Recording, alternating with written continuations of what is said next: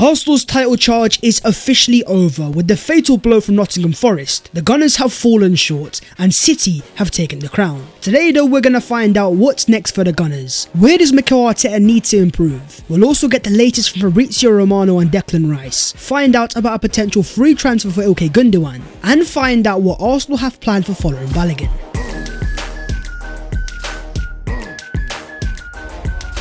Yo, what is going on guys? My name is Babs14, welcome back to your boy's channel, and it has been painful, it has been devastating, and it is over. No title in 2022-23, it wasn't meant to be. And that's where we have so much to break down. So as per, if you enjoy the content, don't forget to smash a like, subscribe to the channel if you are new, and help your boy on his road to 200,000 subscribers. Your guys' support has been amazing across the entirety of the season, so thank you so much. But starting off with the dagger. After Arsenal's defeat to Brighton last weekend, their title hopes are all but already over. So going to Forest away, Arsenal knew they had to win, and if they failed, City would have the title. And that's where Arsenal collapsed once again. The stats might be in Arsenal's favour. With an 83% field tilt, it shows that Arsenal dominated the entire game. With 81% of the ball, 747 passes, and 93 final third entries. Arsenal had a lot of the ball but failed to make anything happen. The XG sums it up. Forest was 0.81, Arsenal 0.66.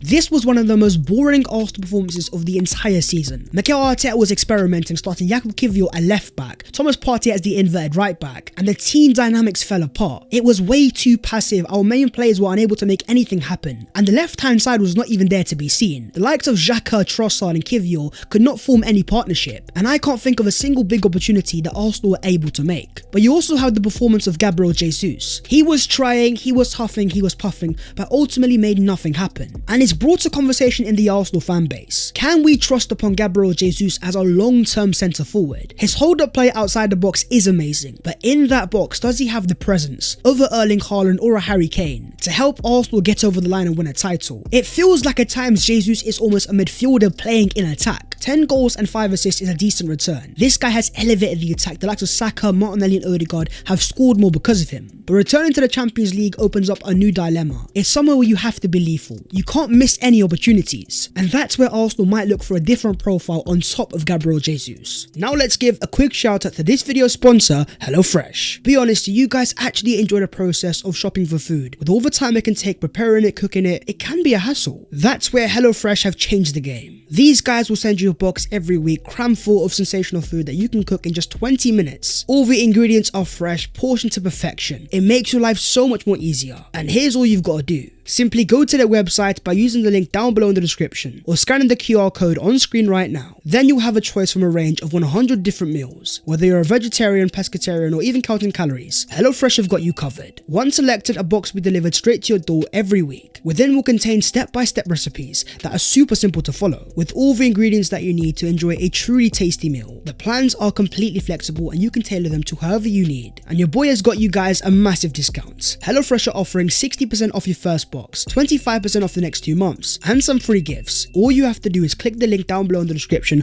or scan the QR code on screen right now and use my code HFBabs. This amazing offer ends at the end of this month, so make sure you guys get on it now. This was a timid performance, from the captain making a mistake to Gabriel being unlucky. At times I was begging for an Arsenal player to just take a shot. Ultimately Arsenal have fallen short and the title race is officially over. With that defeat, before City even played Chelsea, they were crowned champions on a total of just 85 points. Arsenal accumulated 50 points in the first half of the season. We were flying before the World Cup. But as Pep Guardiola says, when you face a team that makes 50 points in the first leg, you have to make an incredible run in the second leg, and they have to drop points, and this is what's happened. Man City have won 12 games in a row. They have been imperious, but Arsenal have definitely collapsed. 9 points out of a possible 24 in the most pressurized moments of the season, despite of the injuries and the context. Our team is still much better than that. Key players like Odegaard against Forest, Ramsdale against Southampton have made mistakes, and there are clear areas where Mikel Arteta does need to improve. Prime area for me is rotations of first team. The reason why Arsenal is so good in the first half is because they had so much energy, but where it's changed in the second half is that Arsenal's players have gotten tired. They don't have the same level of physical dominance.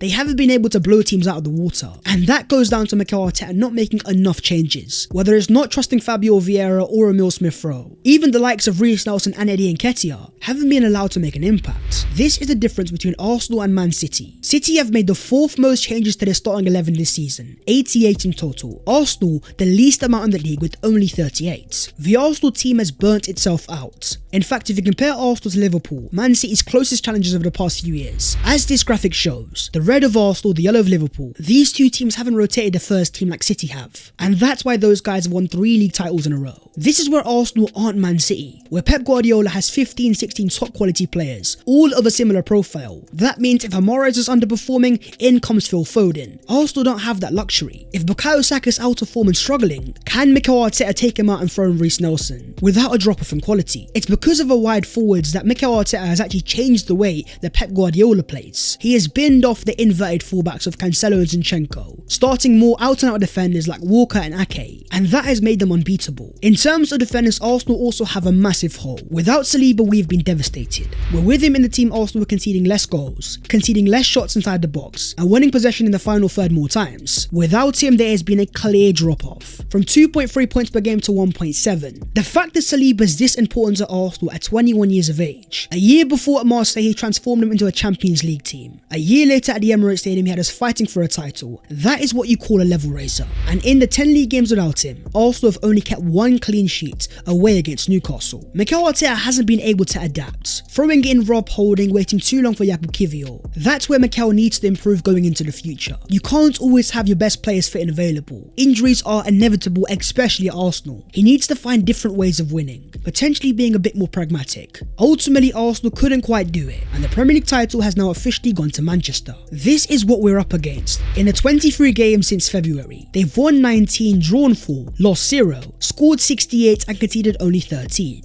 And then you have Arsenal. In the final 8 league games of the season, they've picked up 9 points, the 14th worst in the league, even behind Nottingham Forest. And now we've lost back-to-back games, for the first time since this time last season, game week 36 and 37, to Spurs and Newcastle. Also failing to score in back-to-back games, this is now becoming a common theme over the past 2 years. Arsenal do have a lot of potential, but should we be questioning the mentality? Can we cope in the most pressurised moments of the season? This is the downside of being the second youngest team in the league. When the going gets tough, who do we turn to? And that's where City have the likes of Gundogan and De Bruyne, multiple time Premier League winners. But this year's experience should help build that going into the future. With 81 points so far, Arsenal are 1 win away from having their best points tally since they're invincibles. That remains very impressive for the second youngest team in the league. As Pep Guardiola says, we pushed Arsenal but they are exceptional. They should be proud from where they've come from. They have to sustain it, this is the reality. But for me, they are winners. They made me think a lot of what I had to do to beat them, and they did that to us. I always go back to that game at the Emirates against Man City. Arsenal in the first half were the team on top, they were taking it to them. But the second half we collapsed. We were naive, we gave the ball to Man City, and that's where even without being at their best, which gave them a massive mental edge. They have not lost a single league game since then. I don't think this season has been a failure. How can we go from no Champions League football to fighting Man City for a title and not be proud of how far we've come? Arsenal have improved, but not enough yet to go toe-to-toe with Man City for 38 game weeks. And Arsenal fans know the reasons why. We know the areas where we need to improve. This is why right now I am more excited than ever before. I've realised the opportunity Arsenal have now next year. With the experience of fighting City, we can grow from that. And with the right investment and Champions League football, why can't we get even better? Can we get to 95 points? It will be difficult. But as Arsenal showed us this year, they are able to surprise us, go beyond our initial expectation going into the season. What do you guys make of this season? Is it a failure of a season? And what are your expectations going into the future?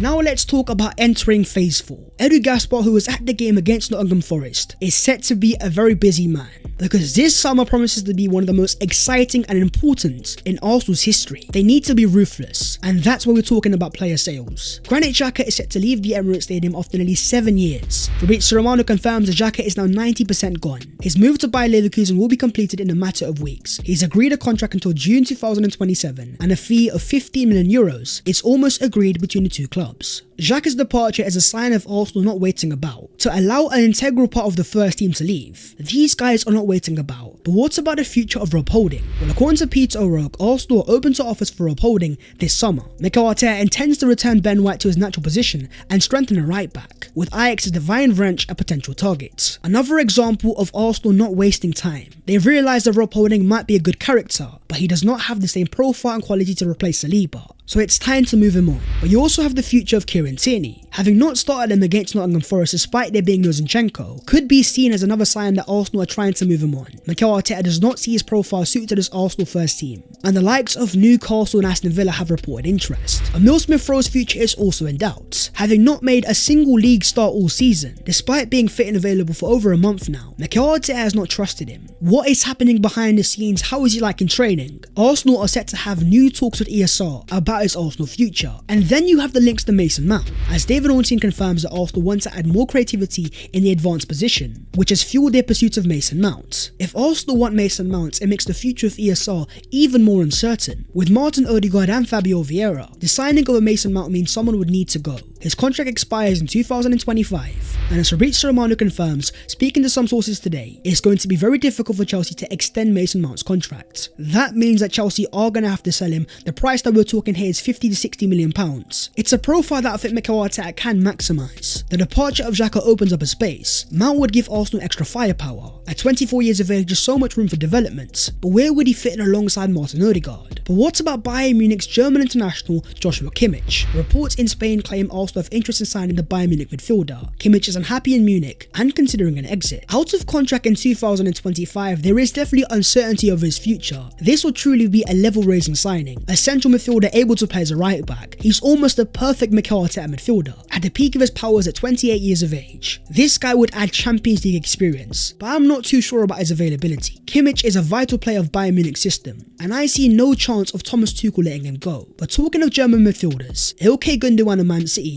may become an opportunity. David Ornstein claims that Arsenal do hold concrete interest in Ilkay Gundogan, and Mikel Arteta is driving it. Having worked with the 32-year-old at the Etihad Stadium, they have identified him as an ideal replacement for Granit Xhaka. Out of contract at the end of this season, Man City are looking to extend it, but if Gundogan becomes a free agent, Arsenal are set to rival Barcelona. And it makes so much sense why. This guy is about to captain Man City to a treble. He's won 5 league titles this year with 8 goals and 4 assists. With Xhaka's departure, Arsenal will need experience, and Gundogan would be the perfect player. Perfectly able to play as a left-sided number 8, and sometimes even a number 6. My only concern though is would he want to come to the Emirates Stadium? We are an attractive project, but having almost achieved everything at the Etihad Stadium. If he wants a new project, will it be inside the Premier League? Or would he prefer to go to Barcelona and a different country? But what about the main target, Declan Rice? Well, he was on a score sheet for the 4th time this season, as West Ham beat Leeds 3-1 in Rice's potential final ever home game. This guy was on fire, 7.5 rating, 84 touches, 65 accurate passes, 5 long balls, 2 successful dribbles, and 2 ground duels. Here he was seen after the game walking off, potentially waving goodbye to the West Ham fans. His focus now is on West Ham's Europa Conference League final, but Arsenal aren't waiting about. And according to Fabrizio Romano, they are preparing an opening proposal for Declan Rice, as he remains a priority target for the summer transfer window. No negotiations now to respect West Ham. Talks will take place in June, and that first offer is going to be a gargantuan one.